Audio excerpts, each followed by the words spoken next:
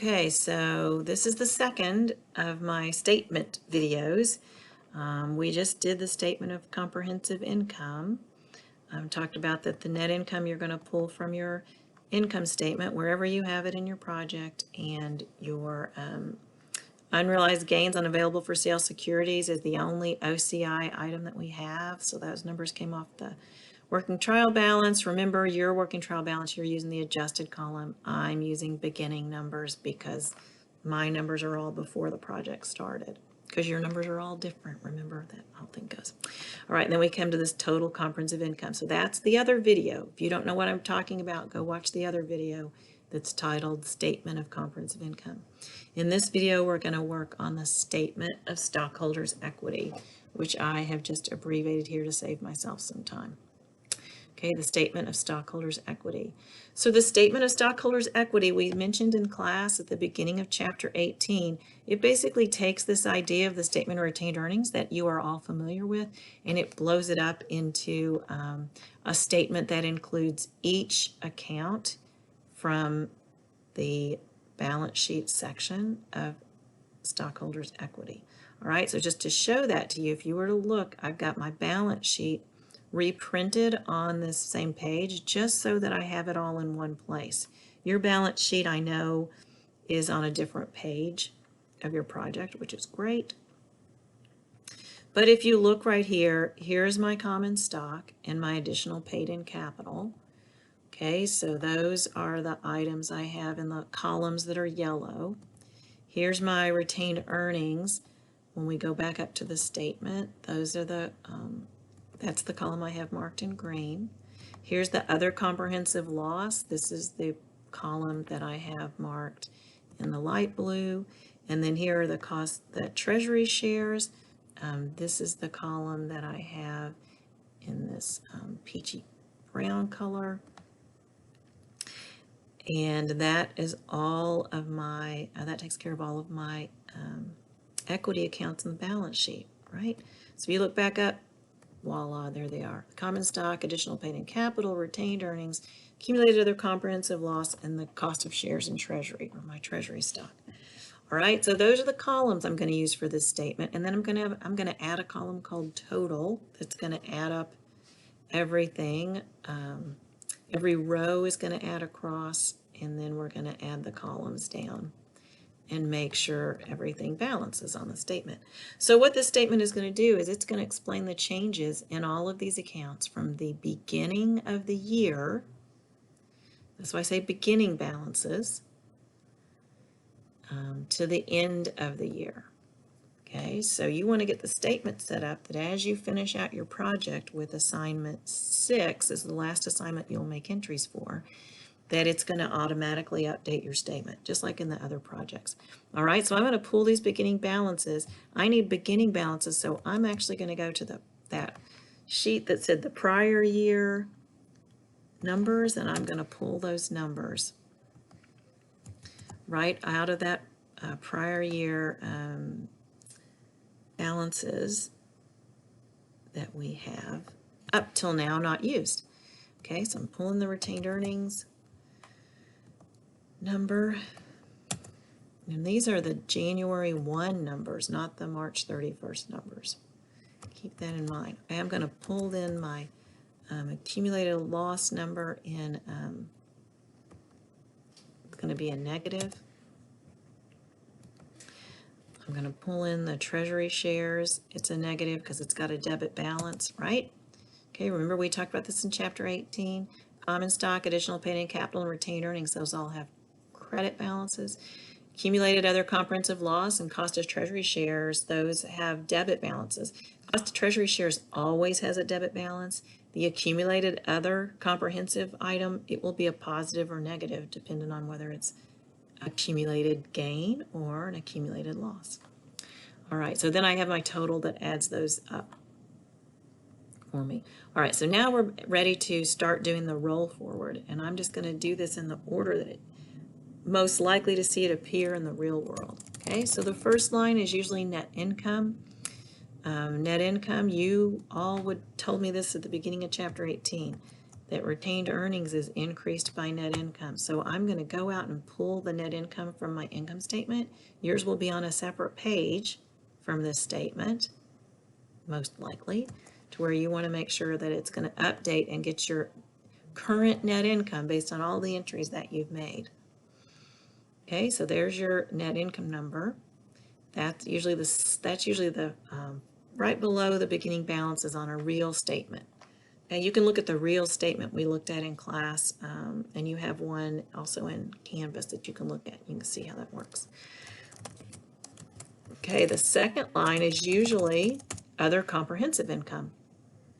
So you see this is only going to affect the column that's called accumulated other comprehensive loss, and I'm going to pull that number right from our statement of comprehensive income. I'm going to pull the total other comprehensive income piece. Okay, make sure you realize I'm not pulling total comprehensive income because that is net income and other comprehensive income. What I've done is I've pulled both pieces. One piece gets closed into retained earnings, net income. The other piece ultimately gets closed into accumulated other. I think that's the other comprehensive income piece. All right, if you have to look at it a couple of times before it makes sense, look at it a couple of times. All right, the next line is going to be one that you're not really using until after assignment 4, so I don't have any numbers to put in here. So this would be the stock that you issued. So you're going to increase this by stock that you issued, and you're going to increase additional paid-in capital by the additional paid-in capital for that stock. That's an assignment 4 thing. Okay, but it only is going to affect the common stock columns. The next thing I've got on here is the treasury stock items. And so this is also an assignment 4. So you have to buy treasury stock. And when you do that, it's going to come into this column as a negative because you're increasing your treasury stock, which has a debit balance, which I know sounds weird. You're increasing something with a negative, but that's because it's a debit.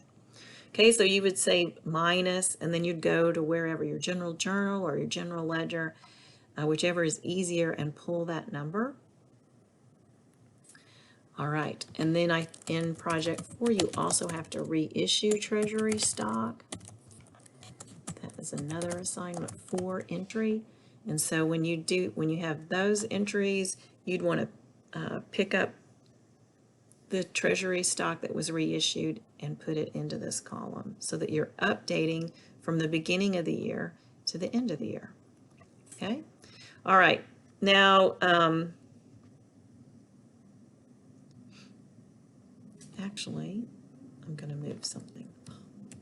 It's bad for me to do on the fly. If you can't already tell, I usually have all of my formulas and everything figured out before I go on the video, but here we go. All right, so then we have another item from the beginning of the project and assignment 4, and that's paying dividends. So dividends are going to affect the retained earnings, and you guys know that from your earlier accounting classes. So I'm going to go find the dividends amount, right? It's not on the income statement. It's not in the balance sheet. I have to go get that out of the working trial balance.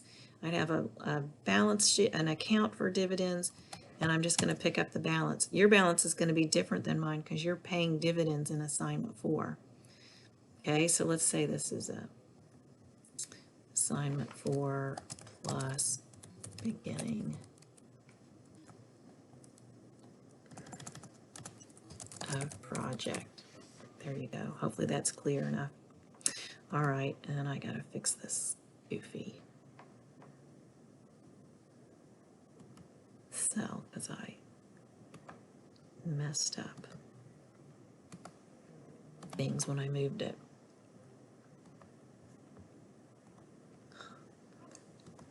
Okay.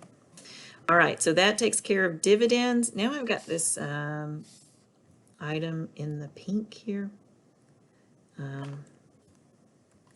This one I'm going to move down.